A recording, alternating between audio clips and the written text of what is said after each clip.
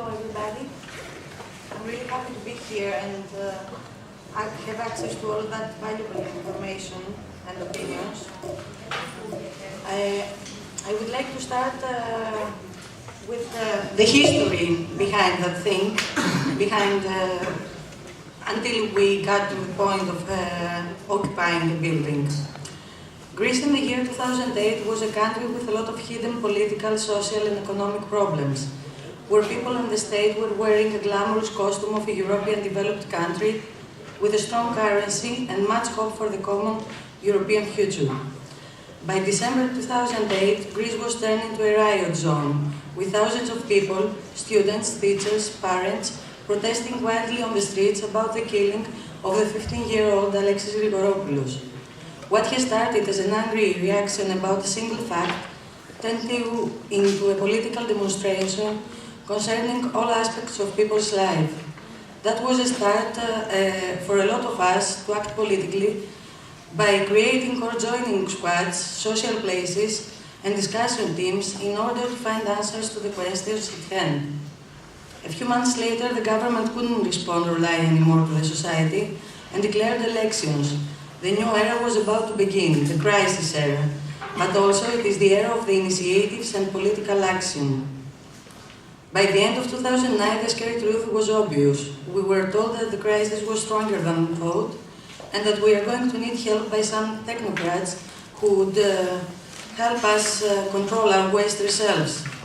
By 2010, through political decisions and new legislation imposed by the Europe and the IMF, poor people in Greece became poorer. Precarious workers, together with golden boys, became unemployed, and most of the middle and low-class bank's clientele was the condemned to economical and social death. Houses bought on loans and over-indebted households were the first easy targets. From now on, Greece is met with a new species of homeless people, people who never belonged on the so-called social margin, people that are not willing to quit their lives or disappear from the society, people who still have a lot to offer. By 2011, the situation started spreading, and it was clear that it will get only worse, and not only for Greece.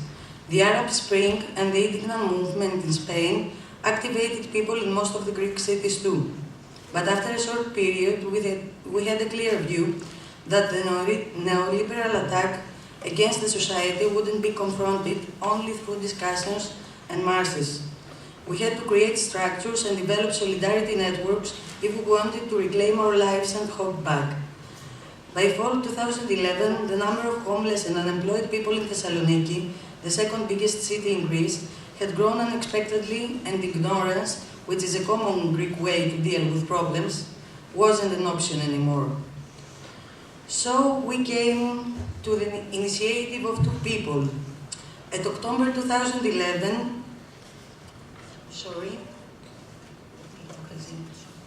we are going to see some pictures of how the building was when it was occupied and how it was transformed after only 2 months of work.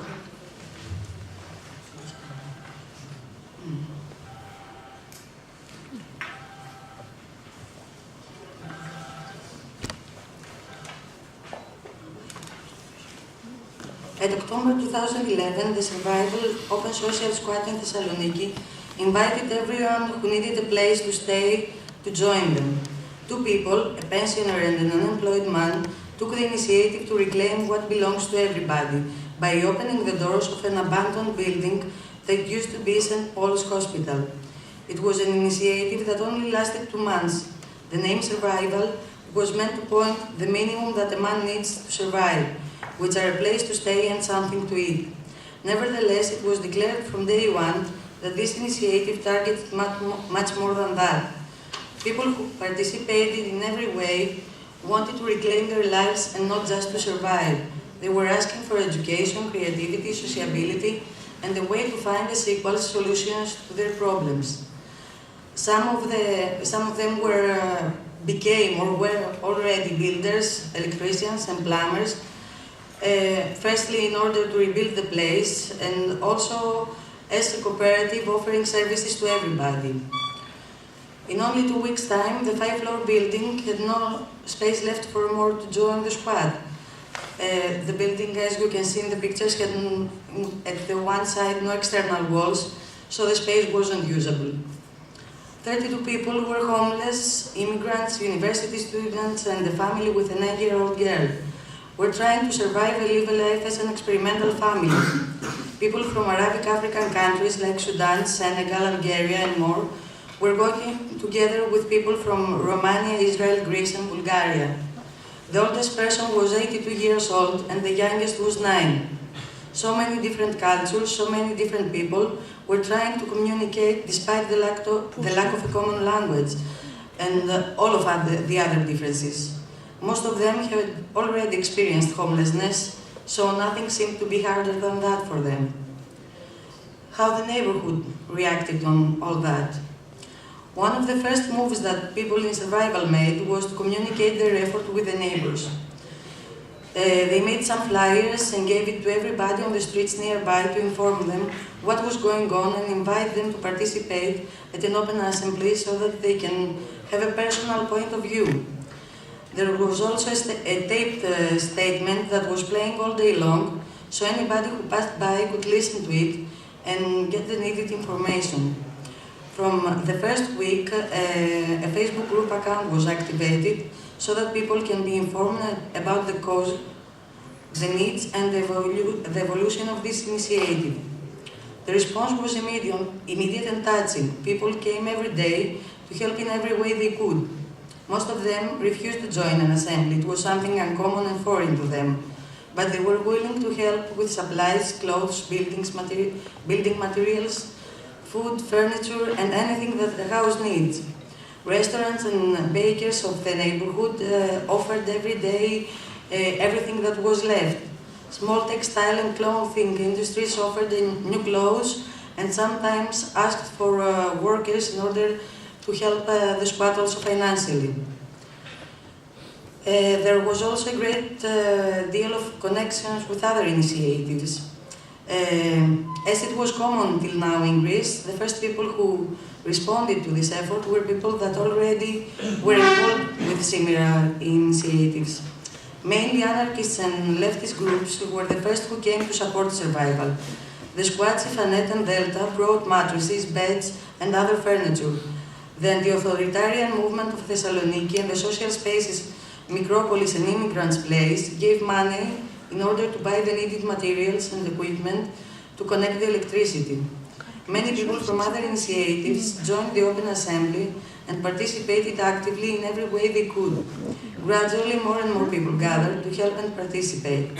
And also after the evacuation of the building, when people were searching for a new place to stay, the assembly was hosted for 2 months at the social space Yol, and people from the squad school and Ifanet were always there to help and support. How it was working, how it was organized, all that thing. As it was stated that the first announcement of the initiative, the squad was supposed to be organized through 2 different assemblies. The one was open, in which everyone could participate and share ideas, which only had an advisory part. The second one would be closed, and all people who lived and worked in the squad would be those who made the decisions for themselves. What really happened the first month was that one single person made most of the decisions. After that revelation, all people, internal and external, who participated, made an effort to make this initiative work as it was supposed to. At the assemblies, we always had people translated in Arabic, English, and Romanian. Communication was not always the strongest point. There was a great difficulty, mostly for the immigrants coming from Arabic countries, to understand what a squad is and what the participation, and that the participation in the assemblies was not only a duty, but mostly it was a right.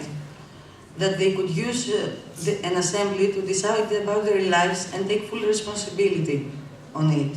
As an example, I would like to say that during the translation from Greek to Arabic, the translator used the Greek word catalepsy in order to speak about the squad. They didn't have a similar Arabic. It was difficult for them to describe it, what a squad is and what an open assembly is. These were meanings really difficult to be translated, and you can imagine how difficult it was to work. To end this up, this initiative had broader political and social goals than just answering the housing problem.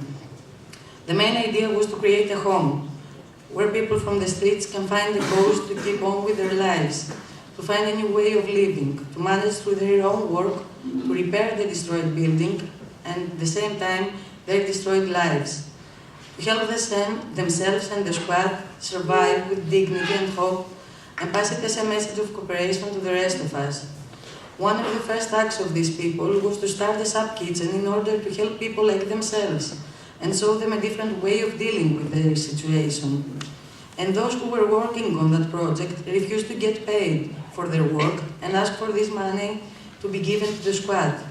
Disappointingly, the Catholic monastery Sisters of Mercy, which is the owner of the abandoned building and is also related to allegations of public money abuse for its restoration, asked the police to evacuate the squad, and 32 people were thrown back on the streets some weeks before Christmas 2011. Survival was a unique experience compared to previous and existing squads, since the only bond between the individuals who participated was the need to survive, starting from housing and getting to be active and useful again. It has not been revived yet, but it is an important precedent for a similar future initiative of housing through collective and solidarity action. From what I can say, in my experience, if we work together for a common goal, we can do really everything. Thank you very much.